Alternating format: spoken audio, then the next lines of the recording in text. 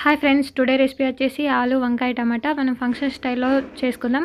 First కొన్ని ఆవాలు వేసుకోండి, తర్వాత మిర్చి కొన్ని వేసుకోండి, తర్వాత ఉల్లిగడ్డ వేసుకోండి, తర్వాత కరివేపాకు కొంచెం వేసుకోండి. నేను లాతది కాబట్టి అలాగే వేసాను, మీరు చుంచి కూడా వేసుకోవచ్చు. మీరు ఏంటైతే ఇందులోనే సరిపడా సాల్ట్ వేసుకోండి, కొంచెం పసుపు కూడా వేసుకోండి. మంచిగా వేగనిద్దాం ఇవన్నిటిని. వేగిన తర్వాత ఇందులో అయితే కొంచెం వెల్లుల్లి పేస్టు, కొంచెం అల్లం పేస్టు రెండు వేసుకోవాలి. మంచిగా కలుపుకోండి. వేసుకొని చూడండి, ఇవన్నీ మంచిగా వేగినాయి కదా. ఇప్పుడైతే ఇందులో వంకాయ ముక్కలు అయితే వేసుకుందాం.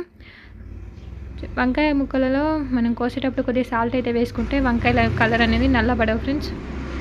చూడండి, ఇలా మనం వంకాయ ముక్కలు వేసుకొని కొద్దిసేపు కలుపుకుందాం. ఒక 5 మినిట్స్ ఉడకనిద్దాం. 5 మినిట్స్ ఉడికిన తర్వాత ఇందులో కొన్ని టమాటా ముక్కలు అయితే వేసుకుందాం.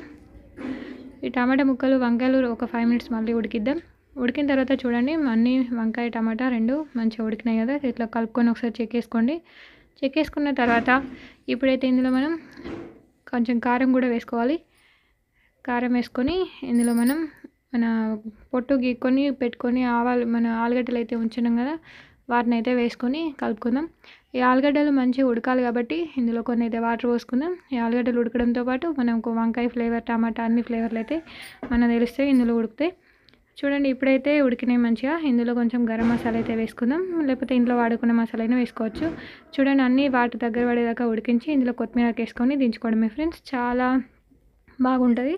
ఫంక్షన్ స్టైల్లో మన వంకాయ అండ్ ఆలు టమాటా కర్రీ ఎలా చేయాలో తెలుసుకున్నారు కదా. మా ఈ వీడియో నచ్చితే ఖచ్చితంగా ఒక లైక్ చేయండి. మా ఛానల్ కొత్త అయితే సబ్స్క్రైబ్ చేసుకోవడం మాత్రం మర్చిపోకండి.